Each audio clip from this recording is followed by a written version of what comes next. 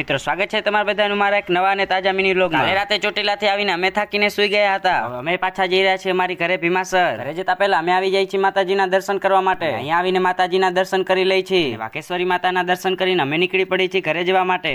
તો અત્યારે તો અમે જઈ રહ્યા છીએ બસ સ્ટેશન. અને જતા આવે તાડેસર સુધીની બસ મળી ગઈ એટલે અમે બધા બેસી જઈએ છીએ બસમાં. બસ થોડી વાર ભચાઉ ઊભી હતી એટલે અમે આવી જઈએ છીએ નાસ્તો કરવા માટે. નાસ્તો કરીને હું બેસી જાઉં છું બસમાં અને બસ પણ નીકળી પડે છે. મિત્રો અમે પહોંચી ગયા છીએ આડેસર અને રાહ જોઈએ છીએ ભીમાસર માટેના કઈ વાહનની. મિત્રો ફાઇનલી 4-5 દિવસનો સફર કરીને હું આવી જાઉં છું પાછા મારી ઘરે. મિત્રો ઘરે આવતા વેત મને ખબર પડે છે કે ઘરે આવ્યું છે એક નવું મેમ્બર. ચાલો તમને પણ બતાડું. ગરમી ખૂબ જ વધી ગઈ છે એટલે ઘરે લીધું છે એક નવું કુલર.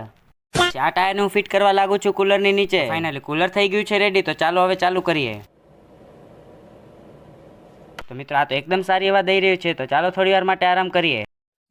મિત્રો અત્યારે વાગ્યા છે રાતના 8:30 અને હું બેઠો છું દુકાને અને લાઇટ પણ નથી, કારણ કે અત્યારે અમારા ગામમાં થઈ ગયું છે સંપૂર્ણ બ્લેકઆઉટ. રાતના 11 વાગ્યા છે પણ હજુ સુધી લાઇટ તો નથી આવી. મને લાગે છે આજે આખી રાત લાઇટ નથી આવી. હું દુકાન કરું છું બંધ અને જાઉં છું ઘરે સુવા માટે. A few moments later. સવારે નાઈ ધોઈને હું થઈ જાઉં છું રેડી. 3-4 દિવસ પછી મારી ફઈની છોકરીના લગ્ન છે એટલે હું જઉં છું રાપર કપડા લેવા માટે. જતા વચ્ચે પેટ્રોલ પંપ આવે છે એટલે પેટ્રોલ પુરાવી લઈ છીએ. પેટ્રોલ પુરાવીને અમે આવી જાય છીએ રાપર અને આ દુકાનેથી મારા પપ્પા તેમના કપડા લઈ લે છે, પણ જેવા કપડા મને ખપે છે એવા અહીંયા છે નહીં. બંધ કરો હાથ જોડ કે મેં.